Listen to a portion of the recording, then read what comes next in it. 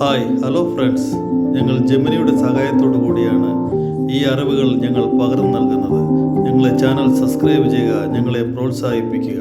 പോഷക ഗുണങ്ങളുടെ കാര്യത്തിൽ മുൻപന്തിയിലാണ് താറാവ്, ഡക്ക്. താറാവ് ഇറച്ചിയും മുട്ടയും ഒരുപോലെ ആരോഗ്യത്തിന് ഗുണകരമാണ്. വിറ്റാമിനുകളുടെ സാന്നിധ്യം. വിറ്റാമിൻ B6, B12 എന്നിവ താറാവ് ഇറച്ചിയിൽ ധാരാളമായി അടങ്ങിയിരിക്കുന്നു. ഇത് നാഡീവ്യൂഹത്തിന്റെ ആരോഗ്യത്തിനും ഉപാപചയ പ്രവർത്തനങ്ങൾ മെറ്റാബോളിസം മെച്ചപ്പെടുത്താനും സഹായിക്കുന്നു.